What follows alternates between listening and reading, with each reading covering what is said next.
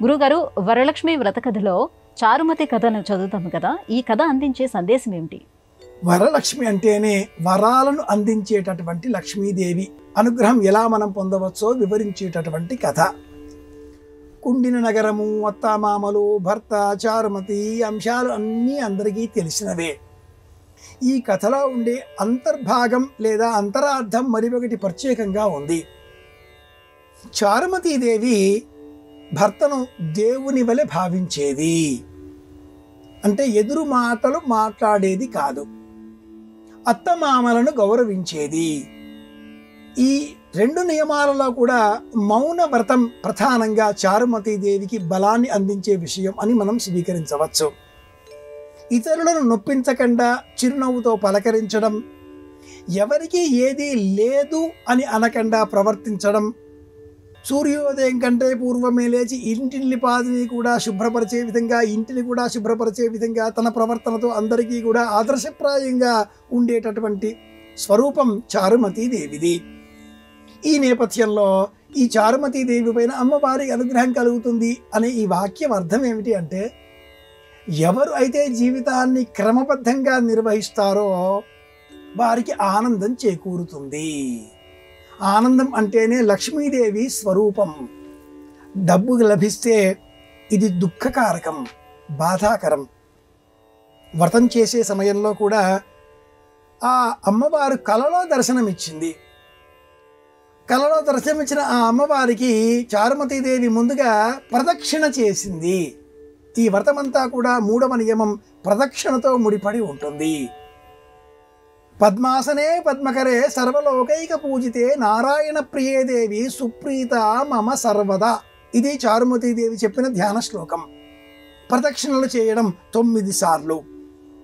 వ్రత కథలో చివరలో కూడా ఆ మహిళలంతా కూడా అమ్మవారికి 9 ప్రదక్షిణలు చేస్తూ ఉంటే, మొదటి ప్రదక్షిణ పూర్తి చేయగానే ఆ మహిళలకు కరకంకణములు బంగారుమయములు కాగా, 2వ ప్రదక్షిణతో కాలి మంజీరములు, 3వ ప్రదక్షిణములతో కంఠాభరణములు, 4వ ప్రదక్షిణతో సర్వాభరణములు, ఇలా 5, 6, 7, 8, 9 ప్రదక్షిణలు పూర్తి చేసేసరికి వారి వారి గృహాల నుంచి వారిని తీసుకుపోవడం కోసం వారి వారి ఇండ్ల నుంచి పెద్ద పెద్ద రథాలు కూడా వచ్చి చేరినవి అంటూ వ్రతకథ తెలియజేస్తుంది.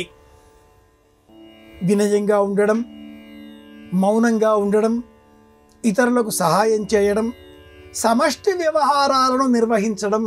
చారుమతీదేవి ఈ వ్రతాన్ని కలలో నాకు మాత్రమే చెప్పింది కాబట్టి నేను మాత్రమే చేస్తాను, ఆ సంపద నాకు మాత్రమే కావాలి అనే స్వార్థ బుద్ధితో కాకుండా, భర్త అనుమతితో అత్తమామలకు, వారి అనుమతితో ఇతరులకు, ఇలా అందరికీ చెప్పి అందరినీ కలుపుకొని ఈ వ్రతం చేసింది. వ్రతం తాను కాకుండా ఇతరుల చేత ఆచరింపజేసింది. వ్రతాన్ని ఆచరించే సమయంలో యోగ్యులైన అర్హత గల వారిని కూడా పిలిపించి వారికి బియ్యం వాయనంగా అందించింది. ఈ వ్రతంలో ఉండే అత్యంత విశేషమైన అంశం మొగలి ఆకులను వినియోగించడం. అన్ని పుష్పాలు వినియోగించడం ఒక ఎత్తు, మొగలి ఆకులను వినియోగించడం ఒక ఎత్తు.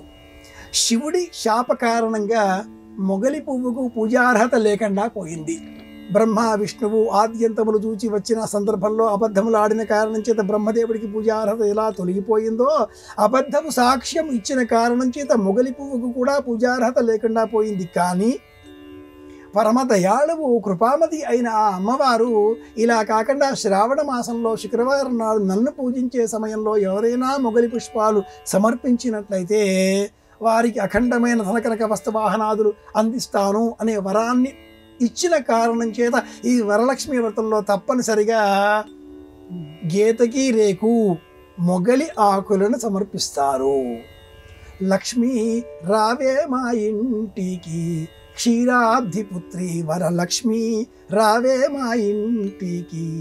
మహిళలు పాడుకునే ఈ పాటలలో లక్ష్మీ రావే మా ఇంటి వెనుక సన్నాగా తంగి పువ్వులు మేలిమైన పారిజాతమ్ములు, మాతా నీకు ప్రీతితోడ ప్రియముతో సమర్పించే మమ్మ లక్ష్మీ గేదంగి రేకులు మొగలి పువ్వులు. తప్పనిసరిగా ఈ వ్రతంలో మహిళలు అమ్మవారికి చారుమతీదేవి కూడా అలంకరించుకున్నట్లుగా చెబుతారు కనుక మొగలి పువ్వులు తాము అమ్మవారికి సమర్పించాలి, తాము కూడా ధరించాలి. 8 అనే సంఖ్యలో ఈ మొగలి పువ్వును సిద్ధం చేసి శిరస్సులో ధరించడం, అందులో ఒక తీగ ఇలా బయటికి తీసుకువచ్చినట్లుగా అలంకరించుకోవడం తెలుగువారికే చెందిన సొగసైన విషయం. ఇది విశేషం.